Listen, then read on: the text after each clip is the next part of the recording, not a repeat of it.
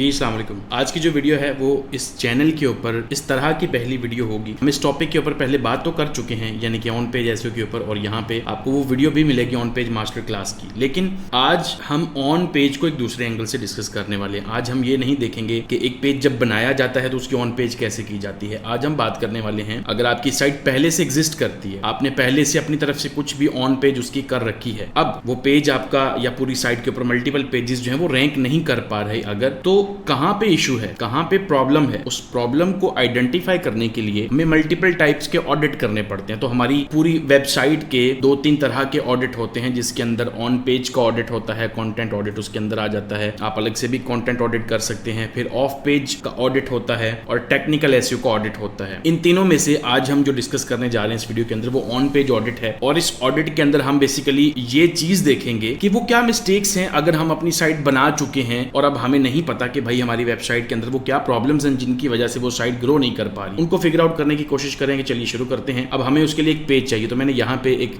Reference के लिए एक पेज ले रखा है ताकि आपको ये शो कर सकूं कि भाई अगर जैसे आपके पास एक वेबसाइट है तो मैं उसको प्रैक्टिकली करके दिखाऊं, आप अपने उस पेज को एज इट इज वही एक्टिविटीज परफॉर्म करेंगे टू सी दैट कि वो जो पेज आपका है वो कहां पे लैग कर रहा है। अब अगर आप इस पेज को देखते हैं थोड़ा सा जरा गौर से, तो ये डॉग के ऊपर एक पेज बना हुआ है। अब अगर एक बंदा है, एक लेमैन है जो इतना ज्यादा चीजों के बारे में नहीं जानता या वो बिगिनर है, अब इस पेज की कंडीशन को देखते हुए किस तरह से ये जज किया जा सकता है कि यार इस पेज में कहां पे प्रॉब्लम हो सकती है, तो उसको टैकल करने के लिए हमें इस नजर से नहीं देखना कि ठीक है इसके ऊपर कंटेंट हमें नहीं पता इसमें प्रॉब्लम है नहीं है क्या है। उसके लिए हमें डाटा चाहिए, और वो डाटा कहां से आएगा उसके लिए बहुत सारे हमारे पास ऑप्शंस हैं, हमारे पास बहुत सारे टूल्स हैं। तो हम उन टूल्स को यूज करेंगे। फ्री हैं, पेड हैं, सारे हैं। मैं इसमें इस वीडियो के अंदर फ्री वाला ऑप्शन यूज करने जा रहा हूं। और एक टूल जो मुझे रिसेंटली मैंने डिस्कवर किया है, it's the king of all tools. भाई मुझे नहीं पता कोई ये चीज फ्री में क्यों बना के बैठा हुआ है, क्या फायदा है उनको इस टूल बनाने से, but this thing is just amazing. मैंने इस एक्सटेंशन को इंस्टॉल किया हुआ है जो मैं आपको दिखाने जा रहा हूं। ये एक्सटेंशन है एसईओ वॉलेट की, ठीक है। आप इसको अगर एसईओ वॉलेट करते हैं तो ये आपको मिल जाएगी क्रोम के ऊपर, ठीक है। एक्सटेंशन है, इसको इंस्टॉल कर लेना आपने। अब ये एक्सटेंशन 200-250 फीचर्स हैं इसके अंदर, मुझे नहीं पता भाई ये कौन बना के बैठा हुआ है, ठीक है। बट इस एक्सटेंशन की जो सबसे बड़ी चीज़ है वो मैं आपको दिखाता हूँ। आप अपने पेज पे आ जाएं। फॉर एग्जांपल आपका ये पेज है जिसको आप ऑडिट करना चाहते हो, जिसके बारे में आप ये देखना चाहते हो, भाई इस पेज की प्रॉब्लम्स क्या हैं। Just click on this extension. मैं इस एक्सटेंशन के ऊपर 1 क्लिक करूंगा। Just look at the options. भाई ये एक एक्सटेंशन इतने टूल्स के साथ फ्री ऑफ कॉस्ट कैसे आ रही है, मेरी समझ से बाहर। हाँ, आई थिंक इसके लिए ना आपको पहले अकाउंट क्रिएट करना पड़ता है। अगर आप बिल्कुल फर्स्ट टाइम इसको यूज़ कर रहे होंगे ना, तो यहाँ पे ये जितने भी फीचर्स होंगे जिन पे भी क्लिक करोगे तो यहाँ पे आपको वो बोलेगा जी अपना अकाउंट क्रिएट कर लें, ठीक है। तो मैं यहाँ से इसको साइन आउट करके आपको दिखा देता हूँ। आप साइन इन विद गूगल कर लें। मैं ज़रा सिंपल और फास्ट वे की प्रेफर करता हूँ, तो साइन इन विद गूगल से ज़रा आसान हो जाता है लाइक लॉग इन करना, ठीक है। तो जैसे ही आप यहाँ पे चले जाएंगे इस तरह से आपके पास ये ऑप्शन आ जाएगी। अब सबसे पहले हमारे पास ओवरव्यू का सेक्शन है, ठीक है। आप इसको फिगर आउट करते रहना, ये बहुत बड़ी एक्सटेंशन है। हम जो यहाँ पे ऑन पेज से रिलेटेड जो चीज़ें ज़रूरी हैं हम उनको डिस्कस करेंगे, और अगर मुझे टाइम मिला तो मैं इसके ऊपर एक पूरी वीडियो भी बना दूंगा ये कैसे यूज़ की जाए। मैंने बहुत सारी एक्सटेंशन और बहुत सारे टूल्स के ऊपर आप लोगों से बात की, बहुत सारी चीज़ों को डिस्कस करते रहते हैं। दिस इज समथिंग न्यू जिसको मैंने रिसेंटली यूज़ करना स्टार्ट किया। फर्स्ट ऑफ ऑल, अब इस पेज की अगर आप ऑडिट की बात करते हो जी, ऑन पेज के ऑडिट की, तो ऑन पेज के अंदर क्या क्या चीजें होती हैं यू ऑलरेडी नो दैट। हमारे पास टाइटल है, यूआरएल है, कंटेंट है, इमेजेस हैं, उस पेज के ऊपर जितनी भी चीजें हैं, headings, internal links, external links, whatever, जो भी सारा कुछ। अब उनके अंदर कहां पे मिस्टेक्स छुपी हुई हैं, we need to find that out, ठीक है। अब वो कैसे फाइंड कर सकते हैं? For example, first of all, अब ये एक्सटेंशन के ओवरव्यू के सेक्शन के अंदर सबसे पहले हमारे पास पेज यूआरएल का सेक्शन है। अब वो यूआरएल दिखा रहा है कि भाई पेज का जो यूआरएल है ना वो इंडेक्सेबल है। इसका मतलब क्या है कि इस पेज को कहीं से भी कोई ब्लॉकिंग नहीं, दैट मींस कि पेज इंडेक्स है, ठीक है, सिंपल वो बता रहा है। आगे है टाइटल टैग। अब टाइटल टैग जो है ऊपर वाला ग्रीन है, ये वाला रेड है। उसकी वजह क्या है? ये 64 कैरेक्टर्स का है। तो बेसिकली सर्च इंजन के लिए आपके पास टाइटल की जो लिमिट लेंथ है वो 60 कैरेक्टर्स की होती है। अगर आप उससे ज्यादा लेके जाते हैं वो ट्रिम कर देता है, ठीक है। तो अब ये टाइटल जो है आप यहाँ पे अगर देखें रिकमेंडेड भी साथ में मेंशन है। तो ये कुछ लोगों को नहीं पता होता भाई एसईओ का ये वो सारी चीजों का यू हैव मेंशन्ड आपके पास ही सामने दिख रहा है। अब आप देखोगे यार ये क्या है, अगर ये टाइटल है तो ये क्या आ रहा है, what is this.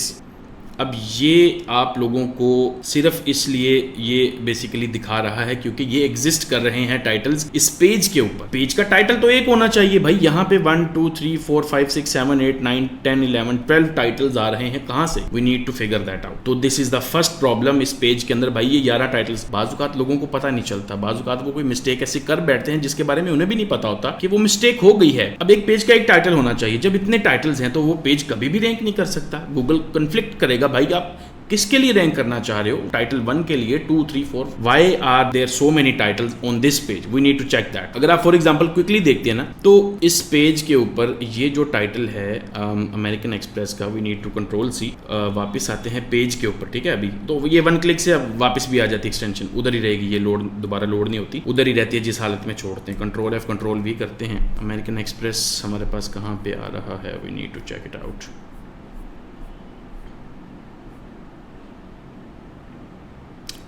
Okay so एक सेकंड है, ये हमारे पास आई थिंक एप्पल पे ये सारे यही हैं। अगर मैं इस पर राइट क्लिक करता हूँ, इंस्पेक्ट एलिमेंट करता हूँ, सो दिस इज़ ये हाईलाइट हो रहा है, इसका मेन ये देखें, अब ये टाइटल में इनक्लोज्ड है ना। अब देखिए मेटा टैग्स जो होते हैं ना, मेटा टैग्स हमारे एसईओ के ये बड़े इंपॉर्टेंट टैग्स होते हैं। अब आप अपने पेज के ऊपर इन चीज़ों को टाइटल टैग में इनक्लोज कर देंगे तो भाई प्रॉब्लम तो फिर आएगी। अब मिस्टेक क्या हो रखी है इस वेबसाइट के फुटर के अंदर, इन चीज़ों को, ये जो छोटी छोटी पिक्चर्स आइकन्स हैं, इनको टाइटल के उसके अंदर इनक्लोज किया गया, सही है, जो कि अब साइट की जाके सेटिंग्स में से जो भी थीम है यूज़ हो रहा है वहाँ पे जाके इसको ठीक करना पड़ेगा। सो पहली प्रॉब्लम आपको दिख गई, कैसे आप उसको फिगर आउट करते। प्रॉब्लम दिखी है ना एक्चुअल में आपको, भाई इतने टाइटल क्यों, टाइटल तो एक होना चाहिए, इतने टाइटल क्या कर रहे हैं पेज के ऊपर। लेट्स गेट बैक, अब मैं इसको यहाँ से कट कर रहा हूँ। अब हमें पता चल गया कि ये वही सारे टाइटल शो कर रहा है। तो हमारे पास टाइटल एक होना चाहिए जिसकी कैरेक्टर की लिमिट क्या होनी चाहिए, 60 या उससे कम, ठीक है। ओके, अगली चीज़ है जी मेटा डिस्क्रिप्शन। तो मेटा डिस्क्रिप्शन का आप सब लोगों को पता है, I am not going to explain again कि अच्छा मेटा डिस्क्रिप्शन ये होता है, इतने कैरेक्टर्स का होता है, सारा कुछ already you guys know that. लेकिन यहाँ पे रिकमेंडेशंस के अंदर मेंशन है और यहाँ पे आपको ग्रीन सिग्नल है कि भाई ठीक है मेटा डिस्क्रिप्शन आपका ठीक लिखा हुआ है। उसके बाद कैनोनिकल टैग है, तो कैनोनिकल टैग अगर एक ही यूआरएल आ रहा है दैट मीन्स इट्स ओके। बाज़ दफ़ा एक पेज के मल्टीपल वर्जन्स होते हैं तो उसके कैनोनिकल्स मेंशन करना जरूरी होता है। सो इट इज़ ग्रीन है, ओके है। वर्ड काउंट 1600 वर्ड्स का है, वो भी हो गया। तो ये सारी चीज़ें आपको एक पेज पे मिल रही हैं भाई, और क्या चाहिए। ओवरव्यू में ये चीज़ें पता चल गई, बाकी सारी चीज़ें ओके, टाइटल ठीक करने वाला है। अगली चीज़ क्या देखनी है आपको, आगे आ जाए इमेज ऑप्टिमाइजेशन में। जाहिर बात है ऑन पेज की सबसे इंपॉर्टेंट चीज़ है इमेजेस की ऑप्टिमाइजेशन, ठीक है। तो इमेजेस के जो टाइटल एंड अल्टरनेट टैग्स होते हैं ये अलग चीज़ है, इमेजेस की स्पीड एक अलग चीज़ है, ठीक है। तो स्पीड टेक्निकल में चली जाती है कि एक पिक्चर कितनी जल्दी लोड होती है ना, तो वो टेक्निकलिटीज में चले जाते हैं हम। अगर हम टाइटल और अल्टरनेट टैग वाली साइड पे रहते हैं, जैसे कि ये आपको दिख रहा है। अब ये क्या कह रहा है जी, हमें टोटल 3 पिक्चर्स हैं या 3 इमेजेस हैं इस पेज के ऊपर, और ये लुक्स लाइक उसने लोगो भी पिक किया है। ये पिक्चर हमने कंटेंट में देखी थी। अगर हम ऊपर आते हैं ना थोड़ा सा, यहाँ पे ये देखें, ये कंटेंट की पिक्चर है। तो इस कंटेंट की पिक्चर में, और ये एक और पिक्चर है जो आई थिंक यहाँ पे नीचे करके आ रही है, ये वाली पिक्चर, ठीक है। तो जितनी भी पिक्चर्स एक पेज के ऊपर शो हो रही हैं उनका टाइटल और उनका अल्टरनेट टैग, सबसे जरूरी चीज है अल्टरनेट टैग, क्योंकि गूगल को वही चाहिए होता है। उसकी वजह ये होती है कि अगर some time picture due to any reason load नहीं हो पाती, उसकी जगह पे अल्टरनेट टैग लोड होगा। That is why alternate tag की इंपॉर्टेंस जो है वो बहुत ज्यादा है। तो अगर सपोज पिक्चर्स बहुत ज़्यादा हों, आपके पेज पे 50 70 80 पिक्चर्स हों, आप सिर्फ अल्टरनेट मिसिंग वाली देखना चाहते हैं, आप अल्ट मिसिंग पे क्लिक करते हैं तो ये ऑप्शन, लाइक यार ये कितनी कमाल की एक्सटेंशन है। जिनका टाइटल मिस है आप उनको भी देख सकते हैं, बट टाइटल मिस है तो कोई इशू नहीं है इतना। अल्ट मिसिंग आपको उसके ऊपर नजर रखनी है, ठीक है। तो जो ये रिकमेंडेशंस आपको बताएगा बेसिकली आपको उनके ऊपर एक्ट करना है। ब्रोकन इमेजेस, ब्रोकन इमेजेस आपको असल में ये बताता है कि भाई आपके पेज के ऊपर आपने 10 पिक्चर्स अपलोड कर रखी हैं, उसमें से 2 ब्रोकन है, मतलब जहाँ पे वो होस्टेड हैं अब वो पिक्चर्स ओपन नहीं हो रही, फिगर आउट करें तो वो यहाँ पे शो हो जानी थी। दैट मीन्स हम पिक्चर वाली साइड से ये पेज ओके है, ठीक है। अगली चीज़ है जी लिंक चेकर, जो ऑन पेज की चीज़ें जो हमने चेक करनी है, सही है। यहाँ पे आपके पास ये डू फॉलो दिख रहा है, ये रिलेशन और ये ऑल। अच्छा, अब ये लिंक्स कौन से लिंक्स की बात हो रही है।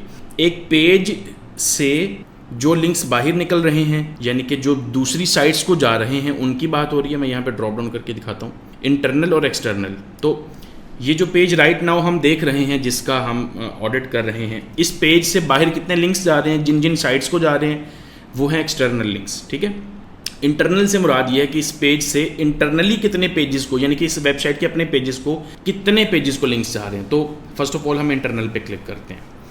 इंटरनल पे आगे तो अब हमारे पास ये वो सारे लिंक्स हैं जो इस पेज से इंटरनल मल्टीपल जो पेजेस हैं उनको जा रहे हैं। सही है, यहाँ पे ये 2 कॉलम्स के अंदर आपको डू फॉलो नो फॉलो का पता चलता है। डू फॉलो नो फॉलो वैसे आपको एटलीस्ट अपनी साइट के पेजेस के लिए डू फॉलो नो फॉलो की फिक्र नहीं करनी चाहिए, बिकॉज इसके बारे में तभी परेशान होना चाहिए जब आपको किसी से लिंक मिल रहा हो और वो डू फॉलो या नो फॉलो है। ठीक है, या फिर आप जब किसी को लिंक दे रहे हैं तो बाज़ लोग कहते हैं भाई हम क्यों किसी को डू फॉलो लिंक दे, हम नहीं देना चाहते, वो नो फॉलो रखना पसंद करते हैं। तो इट्स अप टू यू, आप करना चाहें तो कर, ऑन पेज से इस पे फ़र्क नहीं पड़ता। ठीक है, ये चीज़ याद रखिएगा। एंकर टेक्स्ट, तो एंकर टेक्स्ट से हमें ये पता चलता है कि हाँ, अब ये चीज़ बड़ी ज़रूरी है। अगर हम अपने पेज के फॉर एग्जांपल हमारी साइट के ऊपर 10-20 पेजेस हैं, अब वो सारे पेजेस आपस में लिंक होना बड़ा ज़रूरी है। लिंक होंगे किसी एंकर टेक्स्ट के थ्रू। ठीक है, तो वो एंकर टेक्स्ट आपको यहाँ पे दिख रहा है कि इन यूआरएल्स का एंकर टेक्स्ट है। जिसका नहीं होगा यहाँ पे उसके साथ में मेरे ख्याल में क्रॉस भी आ जाता है, ये देखें।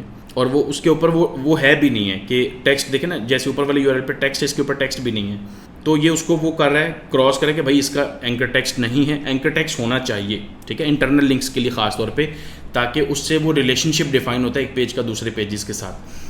अगर आपको ये फिगर आउट करना हो कि ये कौन सा लिंक है, इतने लिंक्स तो आ रहे हैं, कौन सा मैं कैसे फाइंड करूँगा, तो मैं आपको दिखाता हूँ। फॉर एग्जाम्पल ये आप ऑप्शन देख रहे हैं हाईलाइट का, आप इस पर क्लिक करें, आवर स्टोरी पे क्लिक, ये 2 मैं आपको हाईलाइट दिखाता हूँ। मैंने 2 पे क्लिक किया, आप यहाँ पे ऊपर आ जाएँ और देखते हैं जी कि हमारे ये जो 2 हमने हाईलाइट किए हैं ये कहाँ पे हाईलाइट होते हैं पूरे पेज के अंदर।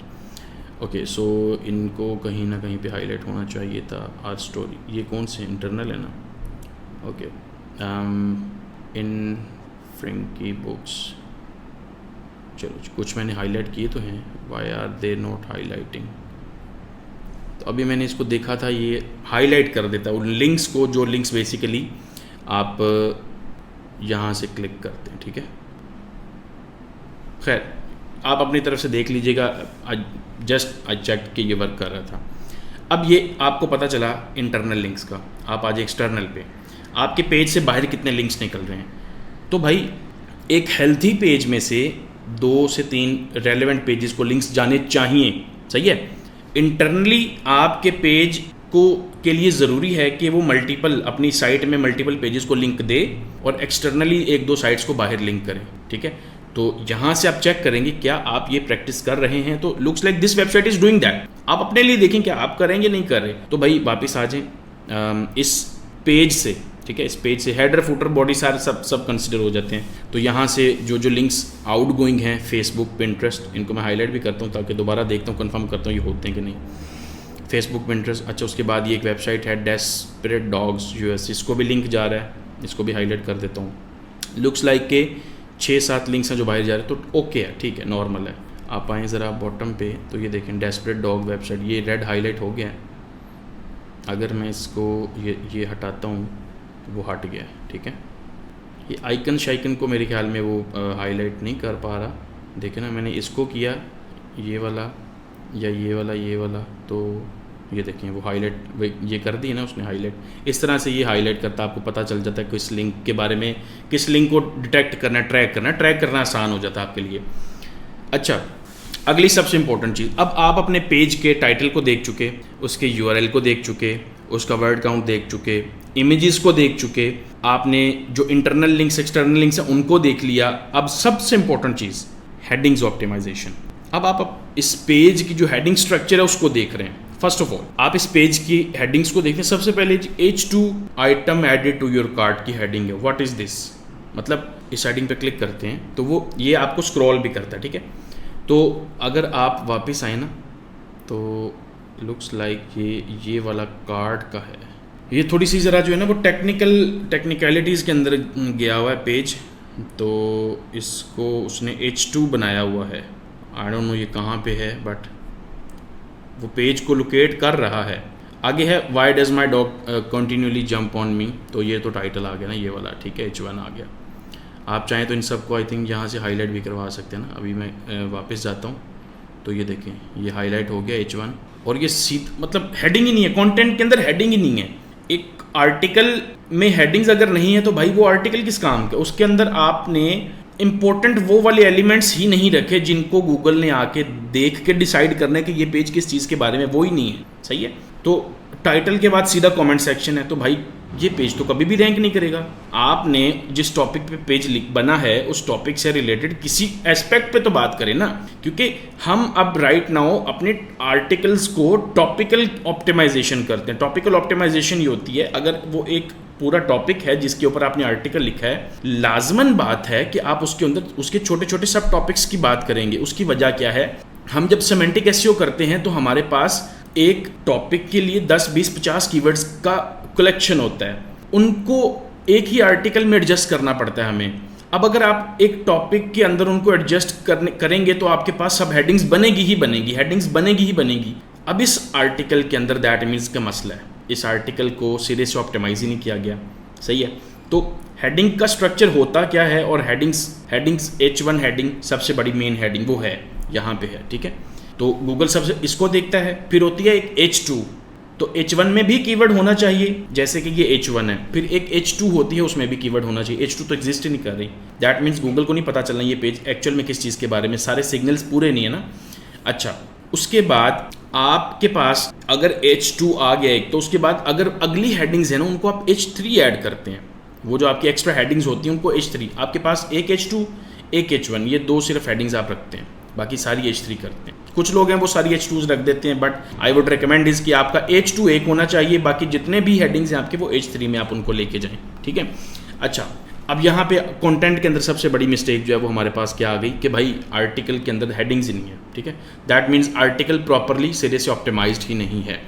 तो ऑन पेज के अंदर हमारा कंटेंट भी इंक्लूड हो जाता है। तो जब हम कंटेंट की बात करते हैं तो सिमेंटिक ऑप्टिमाइजेशन आती है कंटेंट की। सिमेंटिक ऑप्टिमाइजेशन के अंदर हम बेसिकली मैंने अभी आपको बताया कि हम एक टॉपिक के बारे में आर्टिकल जब लिख रहे होते हैं तो हमें उस टॉपिक को हर एंगल से कवर करना होता है। तो मल्टीपल एंगल्स होते ही हैं, कोई भी टॉपिक होगा उसके मल्टीपल एंगल्स होंगे ही। उन एंगल्स की वजह से वो आर्टिकल रेलेवेंट बनता है। वो आर्टिकल एक कीवर्ड की बजाय हंड्रेड्स ऑफ कीवर्ड्स पे रैंक करता है। सही है। This is the power of semantic SEO. Looks like this page is literally not designed for search engine purpose. ठीक है। तो इसमें बहुत सारी मिस्टेक्स हैं। अब यहाँ पे आ जाते हैं। अब एक और इम्पॉर्टेंट चीज़ होती है जो ऑन पेज में हम कंसिडर कर लेते हैं, वो होती है स्ट्रक्चर डेटा। तो इस पेज के ऊपर स्ट्रक्चर डेटा ऐड है, अगर नहीं होगा तो यहाँ पे आपको मिसिंग नजर आएगा। स्ट्रक्चर डेटा के ऊपर मैं एक अलग वीडियो बनाऊंगा, चैनल के ऊपर अपलोड करूंगा, तो यहाँ से आप देख सकते हैं। अगर उसके अंदर एरर भी होंगे तो यहाँ से भी चेक कर सकते हो, यहाँ से आप वैलिडेट भी कर सकते हैं उसको।